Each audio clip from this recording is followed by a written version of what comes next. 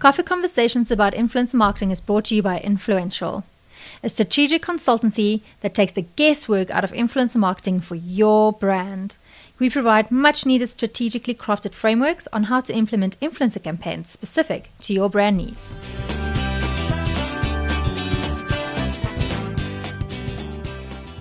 Ladies and gentlemen, welcome to another fabulous edition of Coffee Conversations about Influencer Marketing.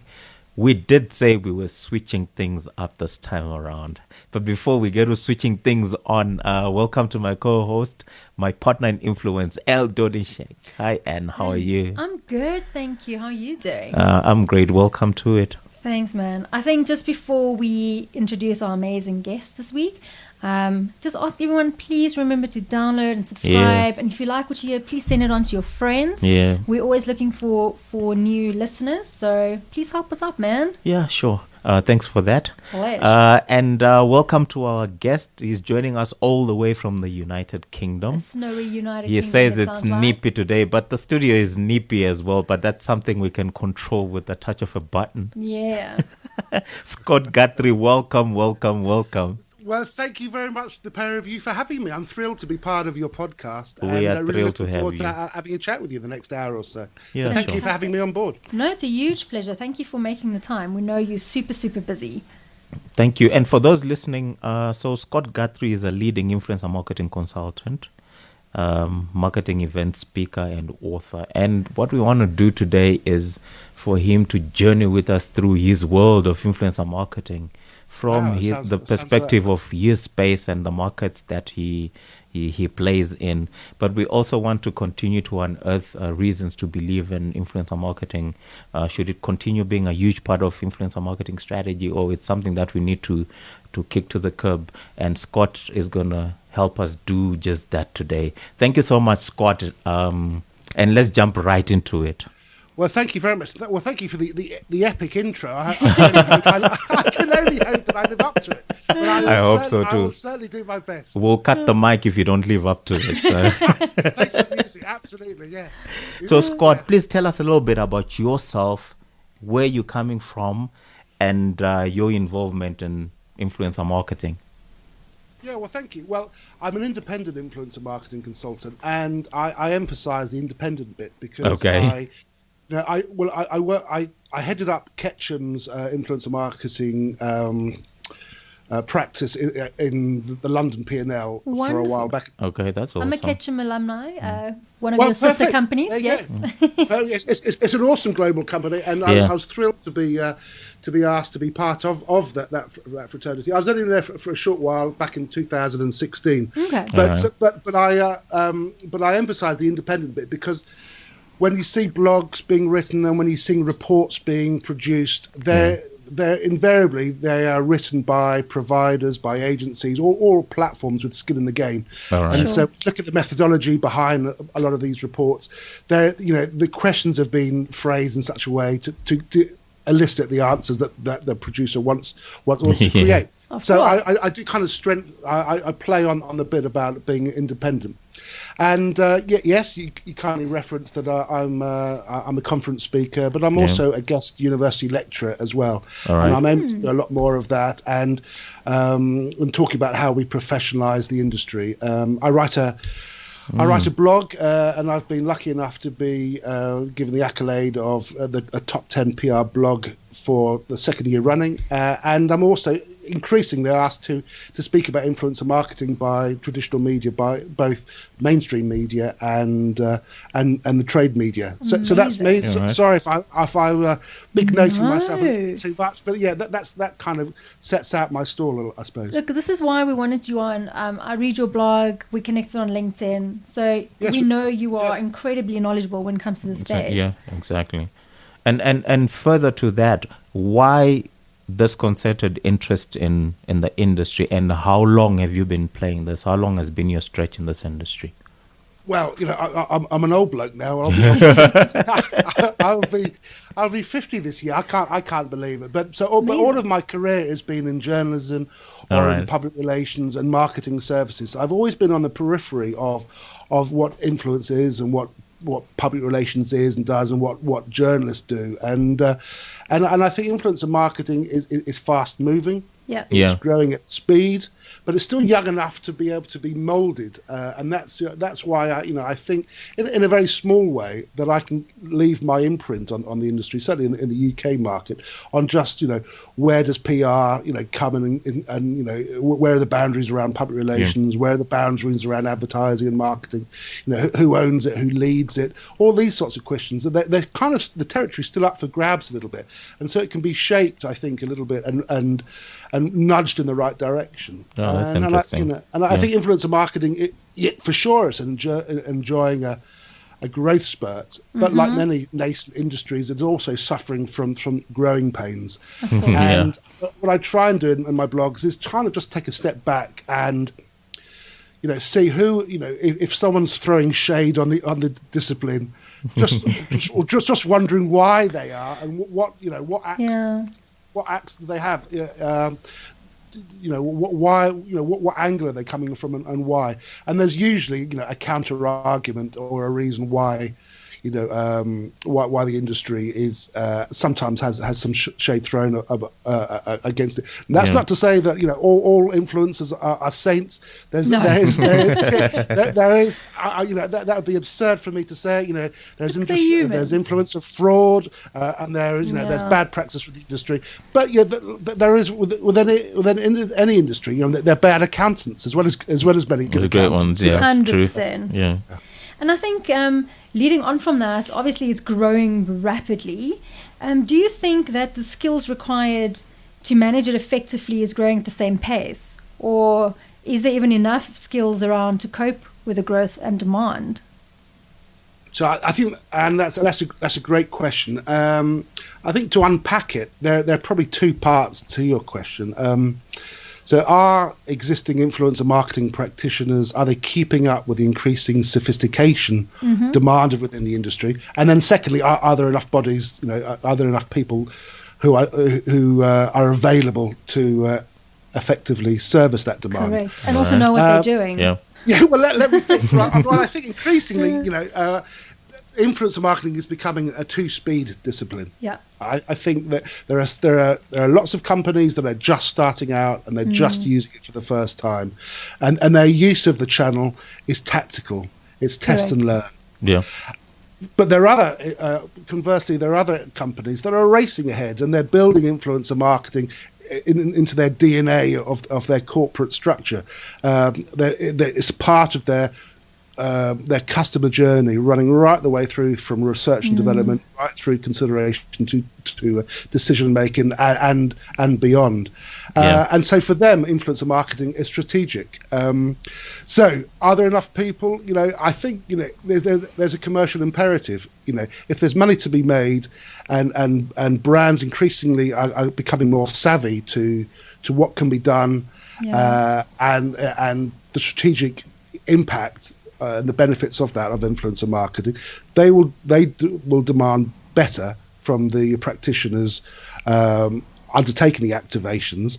And yes, and I think absolutely at a grassroots level, we as an industry need to do better at demonstrating best practice and getting more people through universities to know the fundamentals. So, I'm a co-chair of the CPR, the Chartered Institute of Public Relations, their influencer marketing panel. I'm also on the steering committee of the Branded Content and Marketing Association. I'm on the editorial board of Talking Influence, which is a great online magazine show. I'm sure you both know. Yes. Yeah. I'm also on the advisory board of the Influencer Marketing Show, and I lecture about influencer marketing. And that's not to say it's all about me and how great, but it demonstrates that there are, well, partly that it's all about me and I'm great, but mainly that there are different ways to try and pull the industry up, and in a very small way. I'm trying to do that at sort of university, undergraduate and postgraduate level. Amazing. and at practitioner level as well. But I'm just one of many people. But we are, this kind of answers helps reinforce an answer to your earlier question on, why am I interested in it? I think the industry is still young enough to be able to be malleable. Absolutely. And that's what I'm trying to help with. Do love that.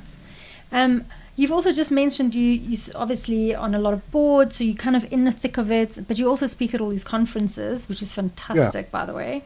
Thank you. What is the single most common question that you get asked most frequently from your clients when it comes to influencer marketing and speaking at these panels?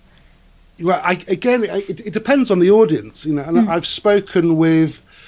I get to speak a lot, which is a great privilege, and it also helps. The feedback that I get and the questions really help me inform what I write about and what I lecture about. So it's a great sort of feedback loop.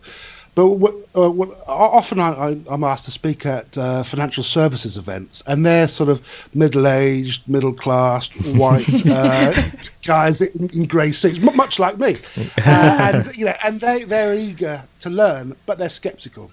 And so the question that they like to ask is it a fad? And I'm not on Snapchat, or will it work for me in a regulated industry? Yeah. Those are the sort of, but mainly, I suppose the question. So the main ones are: is it a fad? And how do you measure it?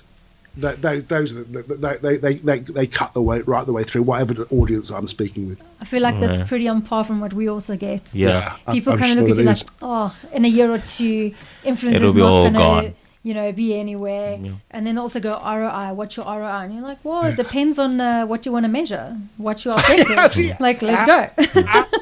Depends on your budget, but of course it depends on your communications objectives and also your corporate objectives. Absolutely. So sadly there's no one silver bullet list about what's one metric, because it depends on what your objective is, how long you've got to meet that objective, and how much you've got to spend on the objective. Exactly. Those are things. But the flip side of it is that with being asked questions, is it a fad, and how do you measure? They're easy to answer. So it shows that people are interested. They just want to be convinced. Correct. And there's now a stack of reports and big business moving in and big money moving into the industry to give these people, those doubters, that sort of level of comfort that it's not going to be a fad. No, exactly.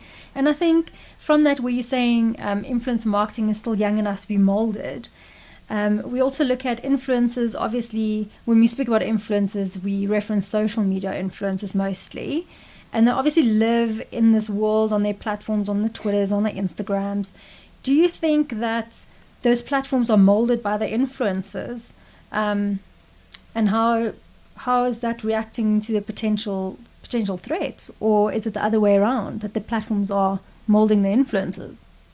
That's a tremendously good question. Thank you. I don't know if I've got a tremendously good answer. So, what comes first? I mean, chicken or egg? Chicken or egg. Well, if you look at Instagram, by far it's the powerhouse platform for B2C influencer. Certainly in North America, certainly in Europe, and I'm guessing for you guys in South Africa as well. 100% is. Yeah, and if you look at the three big verticals for sponsored content, it's fashion and it's fashion and beauty. It's cosmetics and it's food. Yeah. And if you combine those three verticals, you've got about 70% of sponsored content just for those three verticals. So, I think, popularity begets popularity. And so, yes, people see these sorts of, highly stylized and visual content, and they want to create more of the same. Yeah. So, yes, so that does steer it. But of course,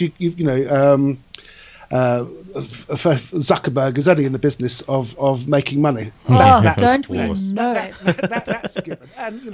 And Adam Mosseri, now heading up Instagram, he was in charge of Facebook's news feed, wasn't he, for several years? Yeah. So they're playing a long game, and it's going to be moving towards e-commerce. It's going to be moving towards a throttling of organic content, of organic reach, I would imagine. We've already seen that happening.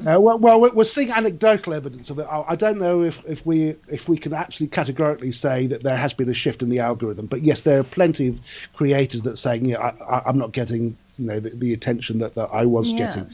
So I don't know really how to answer your question, but I think platforms like Instagram and Facebook and TikTok, they have a strategy, but that when they set up shop, but there's often an emergent strategy that pulls them to the left or the right, and they have to adapt to that. And so I don't know if it was always the long-term game for for influencers to really inhabit Instagram, but now they're trying to find ways to utilize that through creator profiles, through brand content, ads, and all of the other and to try and make money from it. There's a long answer, and I don't know if it's the answer you're looking for, but it's the best I can do this afternoon. I think it makes sense that first came the platform, and then there's a strategy obviously laid out, but then you don't always know how people are going to adapt to it. So then when you see what works and what people like, you kind of need to pivot that as well. So it's kind of both. Yes, I think so, and I think there's going to be a third wave that's just sort of just formulating now. So you've got the infrastructure, you've got the social media platforms, you've got the creators building a commercial sort of ecosystem now on there. The third wave is going to be companies that sort of they work with creators, not brands or platforms like influencer marketing, but it's the next wave. It's going to be I don't know, like how do creators get a mortgage? Because you can't go to a bank and say, I've got 300,000 followers or whatever. Here's my influence. Give me a house. Thank you. So you're going to have, I think, another wave of industry that's working with influencers. Whether it's about how to grow away from the platform. It's how to fund the next phase of your business. It is professional services. It is in the UK we've got a couple of insurance providers offering influencer first products. There's going to be a whole new sort of ecosystem that's not about the platform. It's not about influencer marketing, but it's something else. It's something next door to it. I'm very interested to see what that would look like. It kind of makes me excited. Yes. And so the trap when you play in a space is always that you throw around all those words and sometimes they lose meaning. And now I want us to hone and zero in on influence. So as marketers, what does it look like? Who really has influence? Is there determinant and measurable for what influence is? Okay. I think there's a misconception surrounding the terms influence and an audience size, and I think they're often used interchange. Absolutely. It's still in 2020. There's the argument we're having in 2016. Still going. We're still having the same argument. Fighting that fight. So influence and audience size, they're often used interchangeably. But I think it's wrong to do so. Popularity or the size of an online audience, in other words, reach, isn't the same as influence. Influence is the ability, as we know, it's the ability to change an opinion or change a behaviour. Correct. So in other words, it's not how far you can push that content out. It's the power you have to pull your community in towards an action.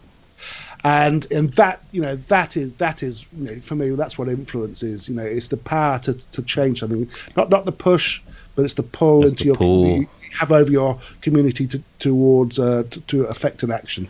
So influence then moves beyond the vanity metrics of theoretical reach or how many likes you've got or how many comments you've got, like cool post, or just an emoji, and it moves towards a more meaningful engagement, some sort of substantive comment that nudges the conversation forward.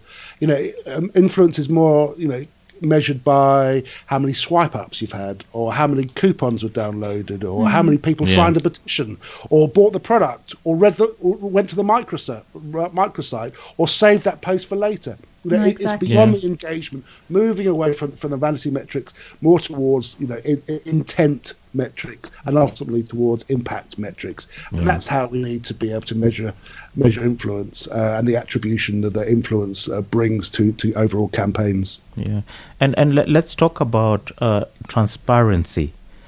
Yes. What does that have? What impact does it have on campaigns? The full disclosure that, you know what, this is a campaign, I'm paid for it, and I'm partnering with a big name brand. What is the net effect of that on your influencer marketing campaigns?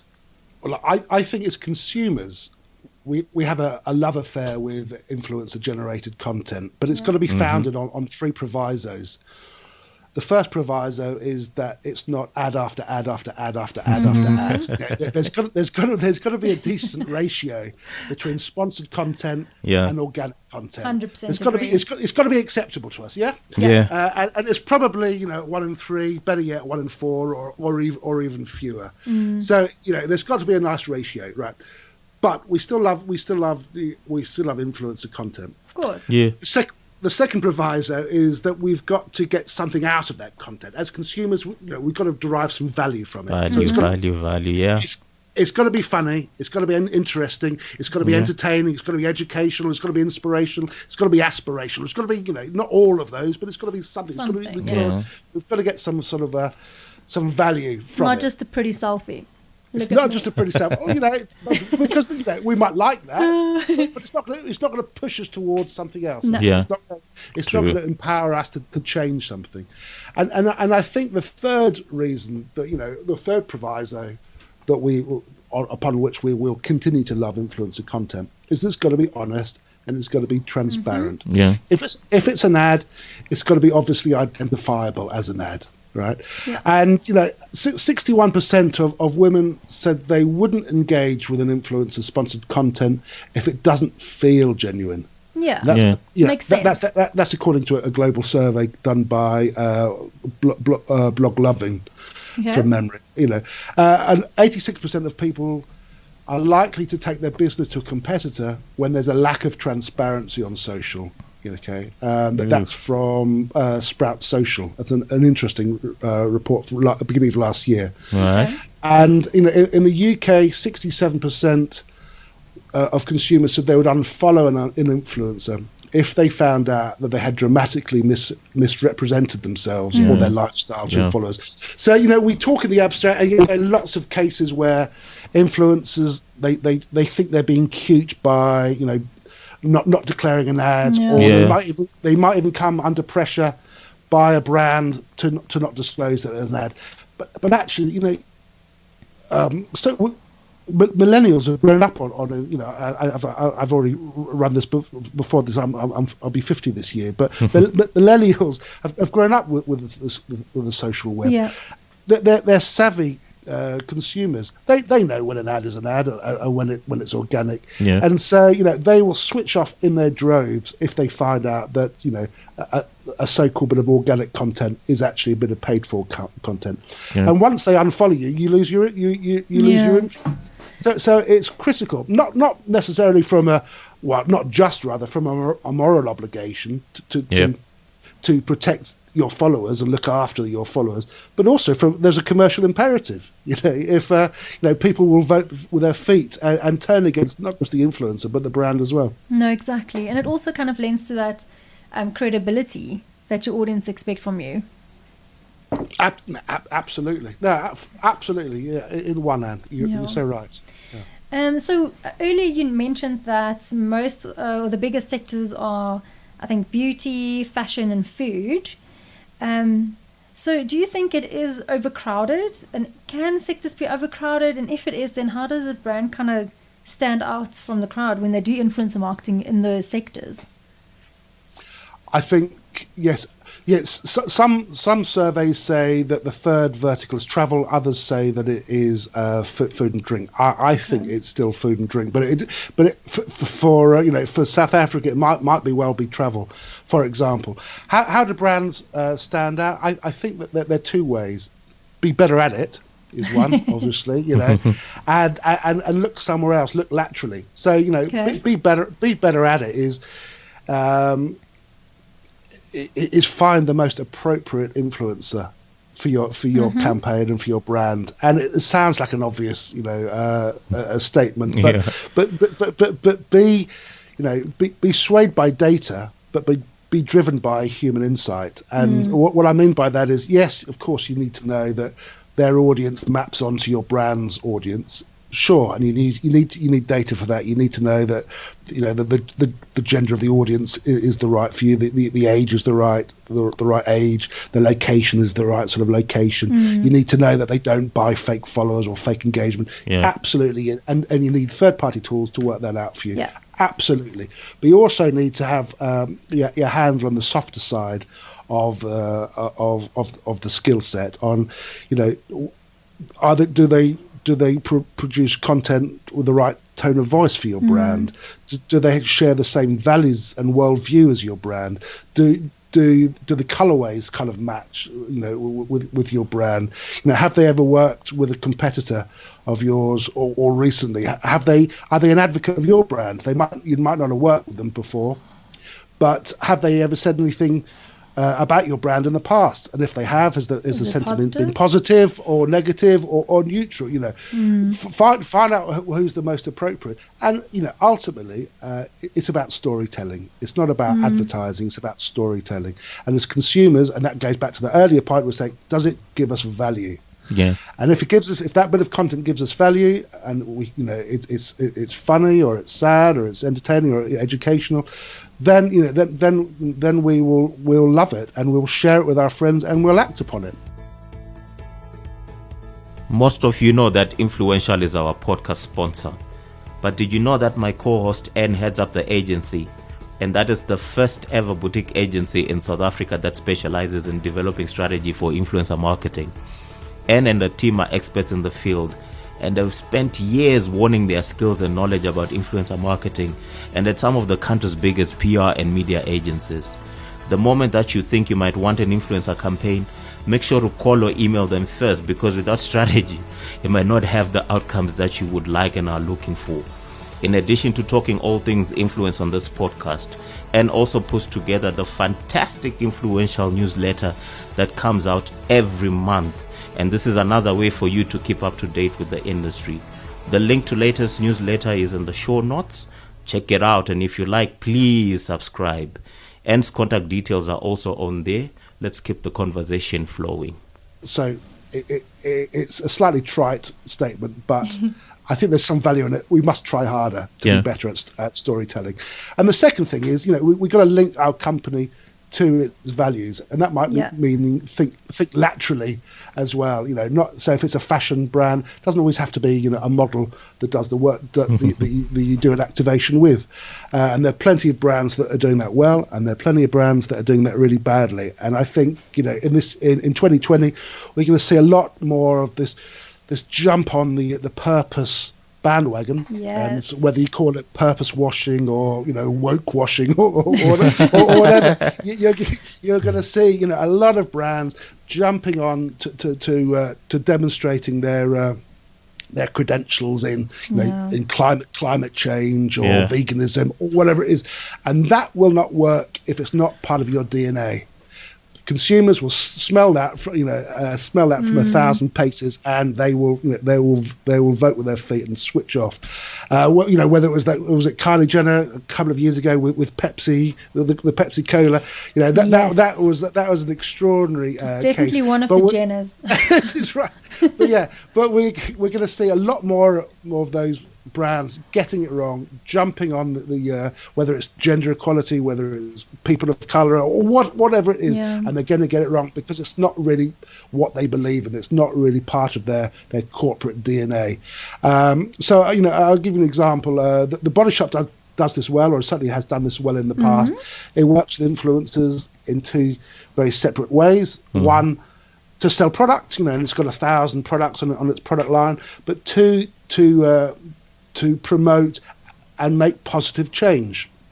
So it worked with a handful of influencers a couple of years ago to get a petition to end cruelty on the cruelty on animals and the testing on cosmetics. And they set themselves a goal of getting, I think it was 8 million signatures in a year.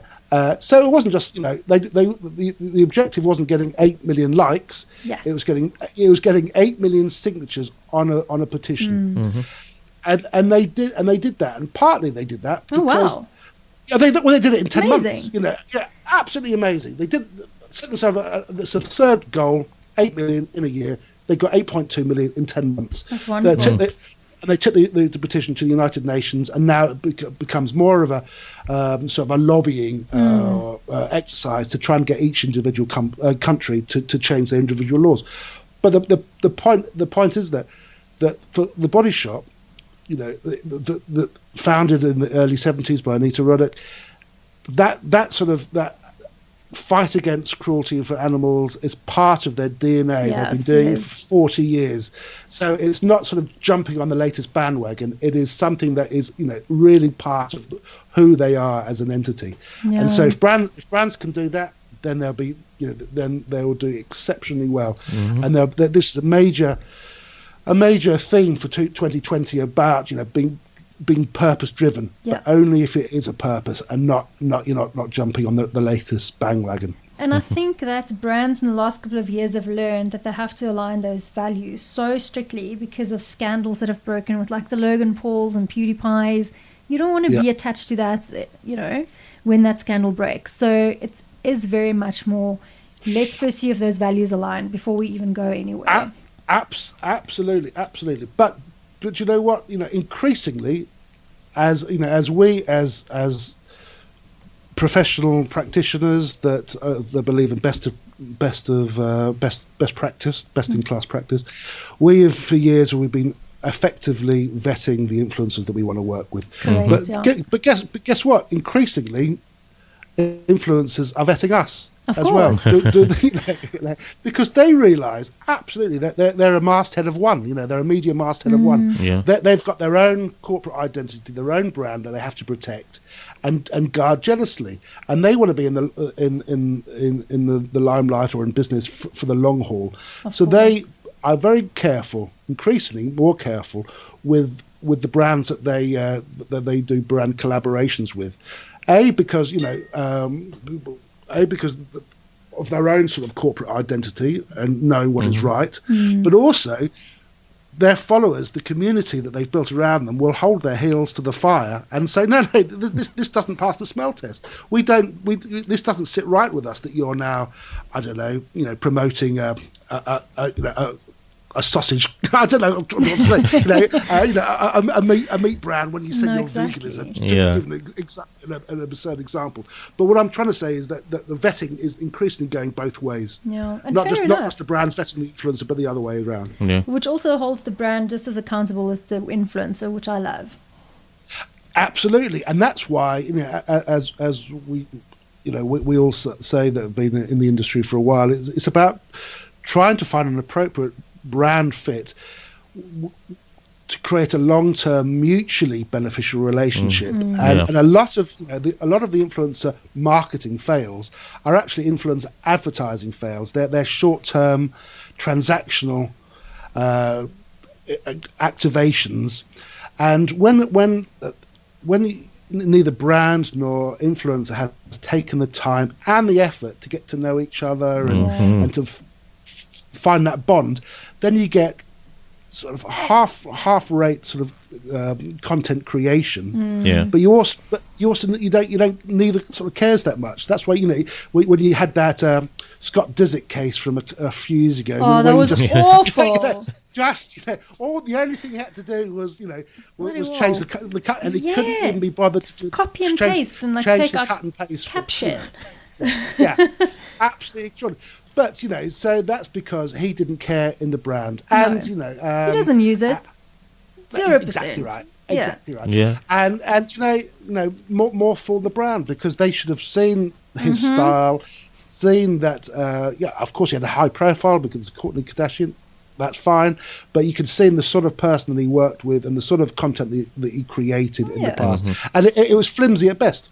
100%. But they got called out, which is fantastic. So that then brings us to when brands are doing their marketing planning. When and why should they consider incorporating influencer marketing in their strategy, you think? Why? I would say, what's the alternative? And again, it's a trite response, but the media is fragmented from print to radio to television to online and now to social media. We're no longer reading newspapers, so why stick an ad in a newspaper? The drive to advertise in them is dropping as a direct knock-on effect of the spiral of news readerships, newspaper readerships.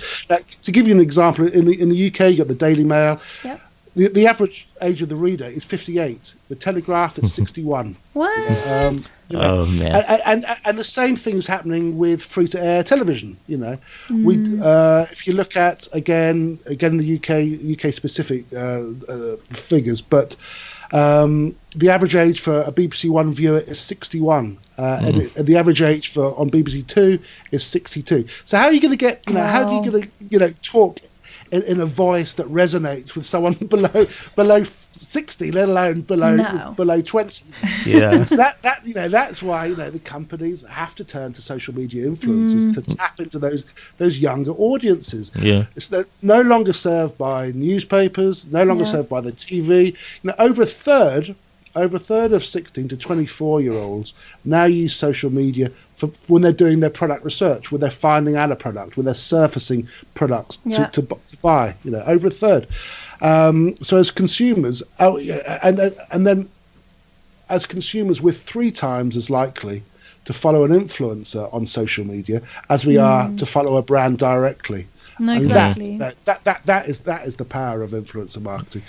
Again, it's a trite response, but but what is the alternative? It can't be traditional media. No. Now that's not to say we'll get rid of legacy media completely, but it means the most powerful influencer marketing campaigns are programs, fully integrated programs that might latch on to a bit of television because clearly we do still watch television, Absolutely. but so it's latching on to the programs that we watch, not just blindly putting an ad in, at 9 o'clock on a Tuesday evening, because that was what used to work 20 years ago. Yeah. And of course, out of home advertising, it still works. Public relations still works, but only when it's part of a more integrated program. Yeah. Look, the stats showed, I think last year's relatable state of the influencer industry shown that 70% of people go onto social media before they make a purchasing decision because you want to know what your peers are saying about it. So it makes complete sense. Yeah. For sure. And, that holds true for the B2B. This conversation has really been about B2C, business to consumer influencer marketing.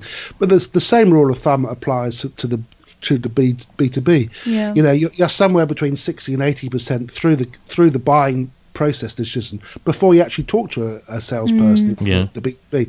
You've looked online, you've asked subject matter experts, their opinion before you actually contact a company representative. Yeah. No, exactly. So then to that point, how important do you think it is to have an influencer marketing strategy before you set off on a campaign? Why do you need a strategy? We've all heard, the U.S. President Benjamin Franklin's line. If you fail to plan, you're planning to fail. And again, I'm all up for these trite responses and homilies. So bear with me. No, without a plan, how are you going to know if you've arrived at meeting your objective? Without a plan, how do you even know if you're going in the right direction? So that's what I always say when people look at me, how do you know you were successful? But makes no sense. And again, the most effective influencer marketing activations are integrated programs. Correct. So you need to have a strategy in place because you're working in concert with your creative industry brethren, whether it's in PR, whether it's in marketing, whether it's in SEO, whether it, wherever it is, to try and pull out the best bits of what they do to make the overarching program work. And of course, it's as much about change management at that point as it is about influencer marketing activations. That's why you need something written down. And by writing it down, having a strategy, it helps you articulate exactly what you're trying to do, why you're doing it, when you need to be done, how much money you've got at your disposal, and where the gaps are, and who can fill those gaps. No, exactly. 100% agree with that. Yeah. And what are your views on the growth of nano influencers vis-a-vis brands increasingly targeting this influencer channel? Okay. I think you've got to scroll back and look again. Look at your objectives and raise this point a bit earlier. What are your communication objectives? What are your corporate objectives? But then be realistic. What are your budgets? What are your timelines? What other resources do you have available? Because even working with nano influencers or micro influencers, they might not charge as much, but they might be sort of logistically burdensome to get them on board, to give them all creative briefs, to give them all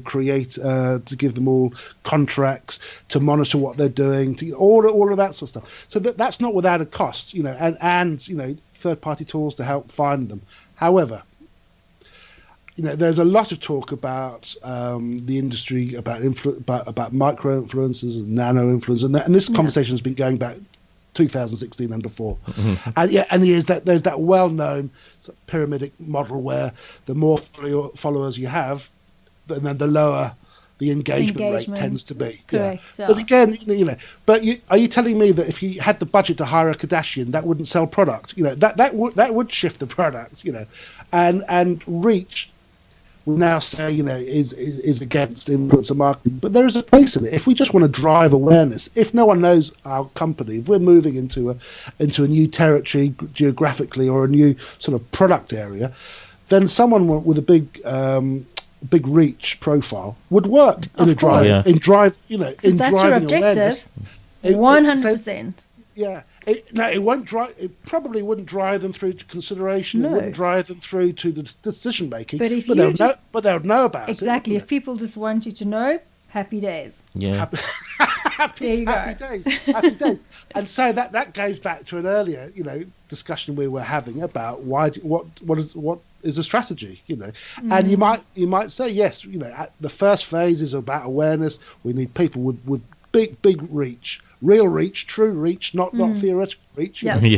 But and then whilst we've done that, we need to work with a different set of influencers, those that will drive consideration, those the subject matter experts, those the people that know what they're talking about. And then once we've done that, we want to say, right, now it's about actually getting people to sign up, buy the product.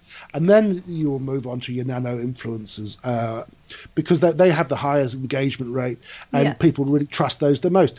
So it's not a binary. For me, it's not a binary answer. It's all about nano. It's all about micro. It is about your objectives and your budget, and your timeline, and how much other resources you're able to tap into. I think it's also brands have only really in the last year or two in South Africa really woken up to that there is such a thing as nano influencers, and that they actually really good for you, or you can use them really well, even though they don't have millions of followers. So people are seeing the power in them now only, which is fantastic.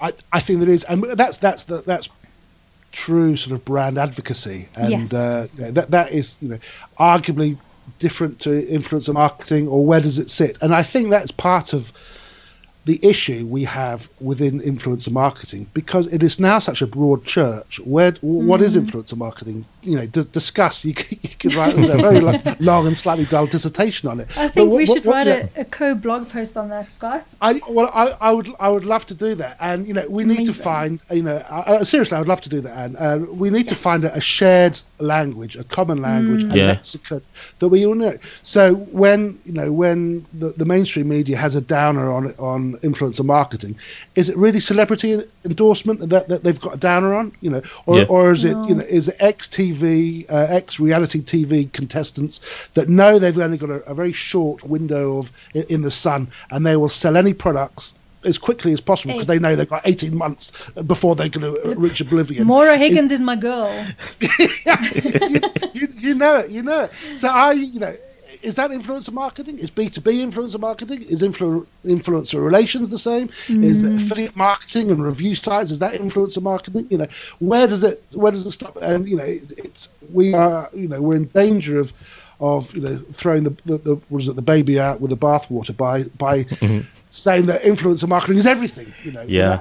Actually, there are different shades of it. And when someone says, when someone talks about the media, we're now, we're sufficiently educated and nuanced enough to know that the word the media can mean the Financial Times at one end, or I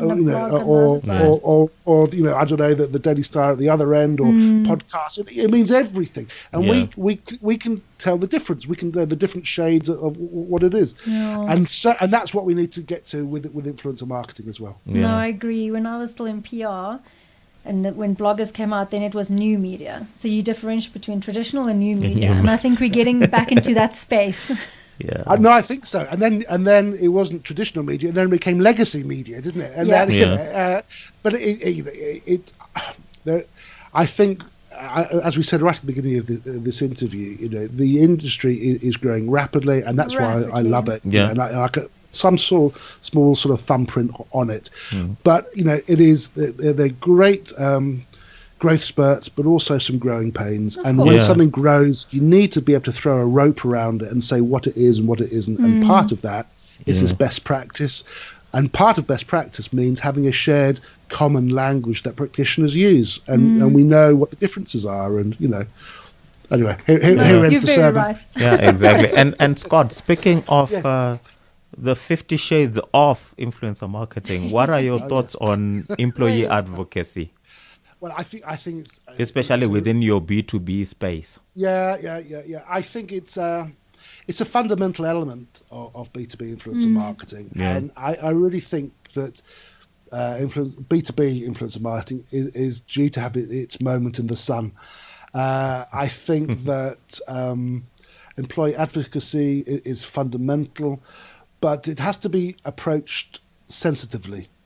Okay. From a corporate point of view, you can't simply demand that your employees will all start sharing your marketing collateral, like 1,000 tiny megaphones. Yeah. That is a turn off for them. It's a turn off for their audience. It's a turn off all round.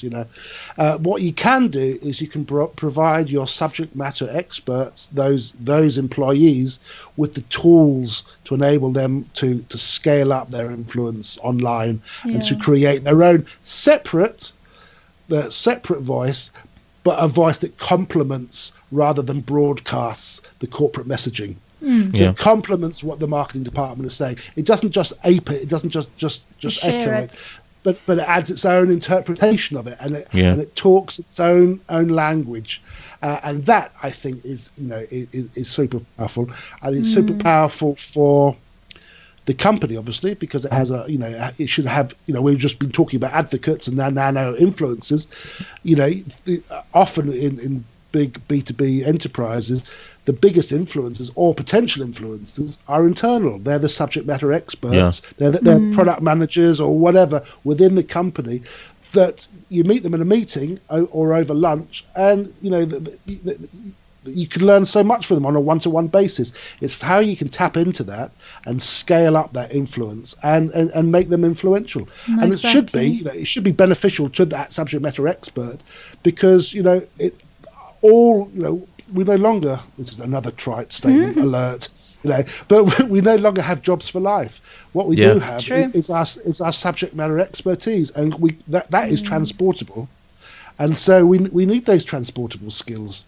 We need to be an expert in something for when we can, so we can commercialize ourselves and move industry or move jobs, either because we see a better option or because that something detrimental happens in our company. It's Yeah. downsized or bought out or we're made redundant or whatever it is. Yeah. No, exactly. Scott, so we're almost at the end of our conversation. Come on, this is just beginning. I've know. another coffee and I'm ready to go. We've got another 2 more hours at least of this. We will definitely invite you back, though. Yeah. For sure. Yeah. Do you have 3 top reasons for our listeners why influence marketing must be part of their media schedule? Okay. Well, I think we've covered these already, but I would go back and say, what's the alternative? How are you going to reach these? How are you going to reach this audience? Well, first of all, you need to know what your audience is, and their age and their Of beliefs course. and all that stuff that they like doing. But I would imagine that once you do that, you'll see that they don't watch linear television, they don't read No. newspapers like they used to. So what's the alternative in reality? Once you've done your research, Yeah. the second thing is really it's a corollary from that. It works. Big businesses and big money are moving into the space. Whether Yeah. it's Martin Sorrell with his S4 Capital buying Media Monks and then Media Monks merging with IMA Influencer Marketing Agency. Look Whether at it's L'Oreal. say again. Look at L'Oreal. Look 75%. at 75% Yeah. of their Yeah. ad spend now on influencer marketing. Yeah. Look at Coty buying Kylie. You have that misquote, or at least half the quote from Keith Weed. Until last year, the CMO at Unilever. All of the media pounced on the first bit of his speech, where he was saying that talking about his three commitments against influencer marketing, i.e. that that about influencer fraud. What nobody really picked up on was that in the second bit of his speech, he was saying how powerful influencer marketing was Yeah. because it was because of the relatable transference, or an understanding and trust that inherent in influencer marketing. No, exactly. And guess what? The first thing he does after leaving Unilever after 30 plus Didn't he years, invest in an agency for influencer marketing? a matter of weeks later, his first investment was in Tribe, an influencer Yeah. marketing platform. It was wonderful. And guess what? Unilever, I think sort of 6 or 7 weeks after Weed left, they announced that they'd helped raise $12.5 million to put into Creator IQ, another Yeah. influencer There we go. marketing platform. So don't trust me. Trust the people that have Exactly, access to exactly, big yeah. money. Big businesses, big budgets, big pockets. The third thing I'd say, it works well. Influencer works well when it's integrated as part of a considered multidiscipline strategy. Yeah. Yeah. And so I'm not saying it's influencer marketing is binary, switch everything from this to that. No. You obviously have to know your market, you have to know your audience, you have to know where they hang out online, Yeah. know your Yeah. objectives. But often it's a multidiscipline approach that really wins with influencer marketing. Yeah. Yeah, 100% agree. Thanks, Scott. Yeah. So, Scott, where do our listeners find you? Online, social media, everywhere in between? If And your blog. Yeah. If this hasn't put people off and they're still willing to hear, I would love to have them on board at I write regularly at sabguthrie.info. But if you just do a Google search for Scott Guthrie influencer, then Yeah. I should come up as well. But I aim to write a blog, maybe 2 blog posts a week. Okay. Yeah. And for Kick-Ass Influencer Marketing Strategy, where do they find you? We are on Twitter and LinkedIn at Yeah. Influential SA without the I, because we are the cool kids. Yeah. Please come join us, join our community, and let's just have a chat. Yeah. Influencer marketing? Is it the beginning of the best to come in marketing? I don't know. Yeah. I think I agree with Scott. Everything Yeah. is integrated, and Thank you. everything Well- needs to speak to each other. Then Exactly. we've got a winning strategy. Yeah. Well, I think as Karen Carpenter once put it so eloquently, it's only just begun. Let the big businesses and let the big brains tell you what's going to happen, and they're increasingly putting the money into No, influencer exactly. marketing. They are testing it all the time. We can watch and learn from their mistakes, Yeah. and there we go. Ladies and gentlemen, Scott Guthrie. Scott, thank you so much for joining us and sharing your your insights and knowledge from that part of the world. Thank you, Well, thank you so much. Very much from a cold and gloomy London to a warm, sorry, the air conditioning too high. And Yeah. Thank you very much for having me. I thoroughly enjoyed myself. It's and I hope a you're listening. huge We did pleasure. too. Thank you so much, Scott. And we'll catch you on LinkedIn, but Yeah. we'll definitely have you back. Definitely. Awesome. Thank you so much, you two. Thank you so much, Scott. And to everybody else at home, we love you. Until next time. Till next time, guys. Goodbye.